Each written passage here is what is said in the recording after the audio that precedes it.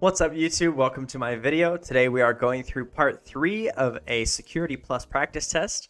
Please join me and follow along, and hopefully we can all learn something together. Let's get into it. Question 1. You decide to investigate your computer after noticing that its performance has degraded. You discover spyware and remember that the only thing you downloaded recently was a free application from a website that looked interesting. What is the best explanation you can give? The free application contained a Trojan. Was a fileless virus, was a DDoS attack, or phishing site. I think Trojan is the most likely. It's probably installed malware on your system and is now performing background processes that are slowing down your computer. While you are working in a software development company, you notice that when multiple threads access the same variable, the application does not handle them in the right manner.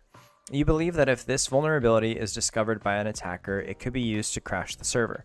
Which of the following best describes the issue you have just discovered? Request forgeries, error handling, integer overflow, or race conditions.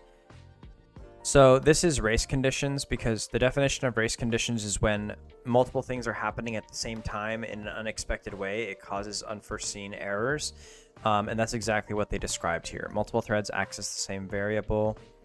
Application does not handle them in the right manner. I believe that's correct. Your colleague Marie asks you to suggest uncommon prevention methods she can use to prevent credential harvesting attacks on a company's commercial website. What would you suggest to her? I would suggest her to use common prevention methods because those are probably the most effective. But given that the question's asking for uncommon ones, credential harvesting attacks. I don't know what NGFW is.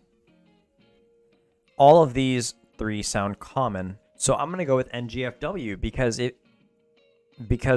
it sounds uncommon. I've never heard of it, or I don't remember hearing of it.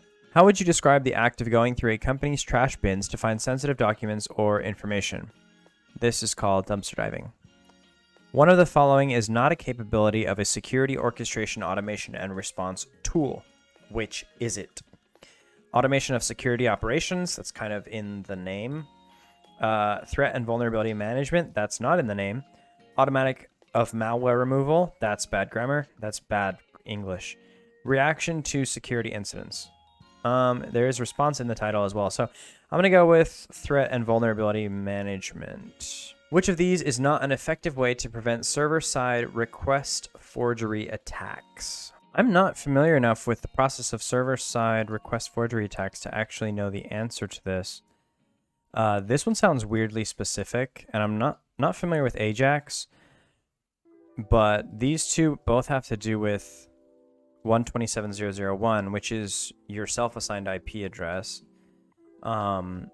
Credentials in a URL before the host name. Basically, server-side request forgery attack would be an unauthorized request made on a server on behalf of a user that you're not authorized for. So for example, you could somehow create a request on a bank server to transfer funds to your account even though the client didn't request that. Let's just go to the next one. Powell is a security administrator in an insurance company.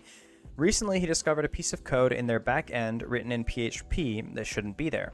Then he receives an email from an unknown person saying that the piece of code will start sending delete requests to the database if one of his coworkers is fired. What best describes this threat? Fileless virus, spam, warn, I think that's supposed to be worm, or logic bomb. This is logic bomb, and this is the most frequent example that they give for logic bomb is an employee that sets a logic bomb that will go off in the event that they are terminated. I don't know why, but this is always the same example they give for logic bomb. And yeah, that's what it is. That's what they described. An uncommon way to prevent brute force attack on your Office password file is encrypting plain text using symmetric encryption, encrypting plain text using salting, encrypting plain text using tokenization, or encrypting plain text using hashing. To prevent brute force attack, you would want to use salting. What testing techniques would you use to determine the range of the wireless network in your company so you can know where it can be accessed? That would be footprinting. Bug bounty is hunting vulnerabilities for money. War driving is driving around looking for access points. Cleanup is not the answer. So I'll go with footprinting here. Your friend Matt is disturbed because he found one of his computers misbehaving.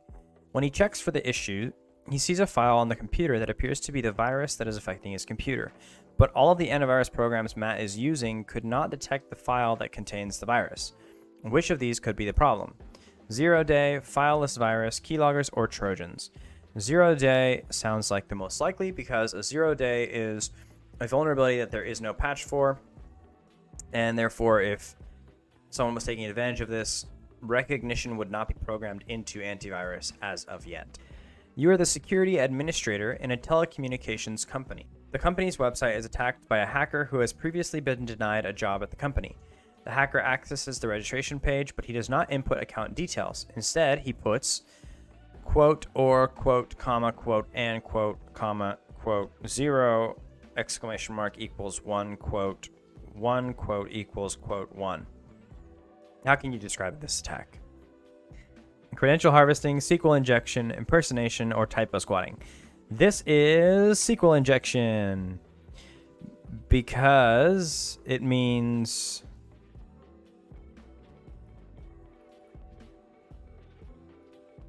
so basically he's telling the website, if 1 equals 1, do this. And if you don't have sanitization techniques on your input fields, then this would succeed. I believe it's more rare these days, but it was previously a very common way of compromising websites. John is a cybersecurity expert working for a government agency. He is worried hackers might try to attack the agency's website server to get some classified information. John is concerned about cross-site scripting and SQL injection. What is the best way to defend against such attacks? Install web application firewall. Implement a set of ACLs or access control lists, use input validation, or review the site using static code analysis. I know that for SQL injection and actually cross-site scripting as well, I believe input validation would be the best thing here because as we saw in the previous question, there are certain things that you could put into an input field where the server would read it and execute code. If you have input validation, you can prevent all of that. How would you describe an attack in which a target variable receives more data than it can actually hold? That would be buffer overflow. Basically, you're overflowing the variable, and then the data that overflows the variable container ends up rewriting something else in the code. So these vulnerabilities are difficult to use in a productive manner. Probably easiest to use for a denial of service attack, but with the right skill, someone could use it for remote code execution or something like that. One tool that is often used in DDoS attacks or distributed denial of service is what? Keylogger, crypto malware, botnet, or ransomware. Botnet is the answer here because a botnet is a network consisting of lots of different computers that are all acting as bots on behalf of the attacker, hence the distributed denial of service attack. Levy is a cybersecurity expert. He receives a call from the owner of an insurance company who complains that she was summoned by law enforcement officers who claim that some computers in her company were involved in a DOS attack. The owner tells Levy she is certain none of the company's employees is involved. How would you explain this scenario? Company's workstation are bots. Companies' workstations have backdoors. Companies' workstation are Trojans. Companies' workstations have viruses. So I don't really like this question because all 4 of these could be true. We'll just go with the first one. A common means of attacking RFID systems are what? Reverse engineering, DNS poisoning, domain hijacking, or jamming. RFID stands for radio frequency ID, I think. Jamming would work. And I'm going to select reverse engineering for my second answer, because that seems possible. Maybe. A telecommunications company which has over 500 computers in different geographical locations needs a better way to monitor operational data being created by the computers for security oversight. What 2 technologies will you suggest to them? Log collectors and log aggregation would definitely be useful if you have computers in different areas and you want to monitor operational data being created. Yeah, I would say log collectors and log aggregation would be the most useful. A birthday attack can be categorized as what kind of attack?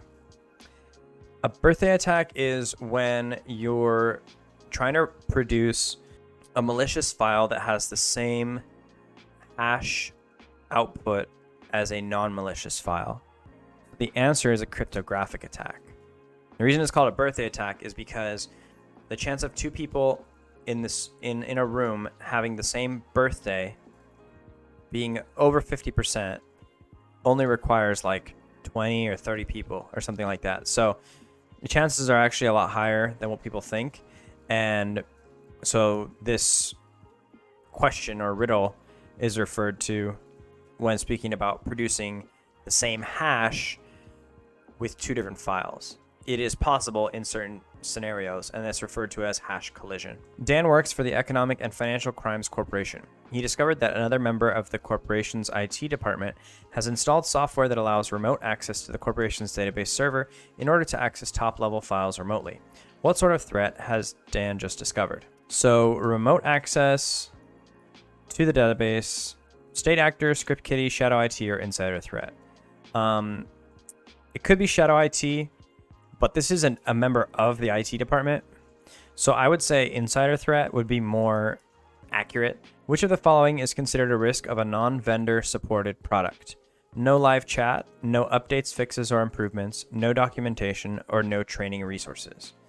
A non-vendor supported product, no updates, definitely not going to be any updates. There might be documentation, there might be training resources, there would not be live chat.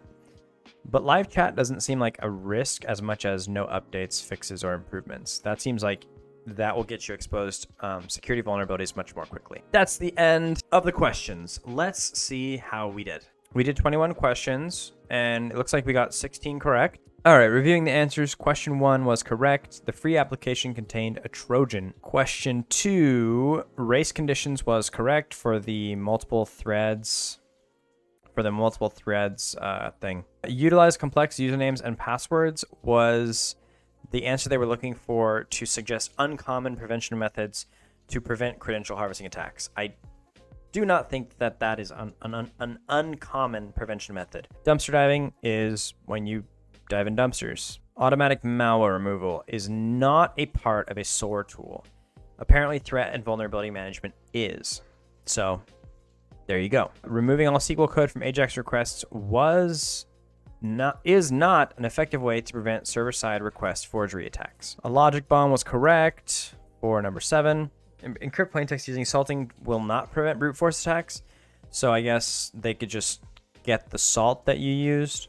Apparently encrypting plaintext using symmetric encryption will prevent brute force attacks. I guess because you can hide the key. We'll just go with that. I read this question completely wrong. I thought they were asking for the scope of IP addresses when they said range of wireless network, but they're talking about how far can you reach the wireless network from, and that would have been word driving. So that's fine. 0 day was correct for number 10. Number 11, SQL injection was correct. This is a dead giveaway that they're looking for SQL injection. Input validation was correct for Crosssite scripting and SQL injection. Buffer overflow was correct for target variable receives more data than it can hold. Botnet was correct for DDoS attacks. Companies' workstations are bots was correct for number 15, this scenario where the police contact a company saying your computers were involved in an attack and the company knows nothing about it. Okay, so what they were looking for attacking RFID systems was reverse engineering and man-in-the-middle attack. Okay, I didn't really consider that as a possibility, but I suppose if you were intercepting the frequencies from a device, you could replicate them or capture them and reproduce them later. RFID systems, like most electronics and networks, are susceptible to both physical and electronic attacks.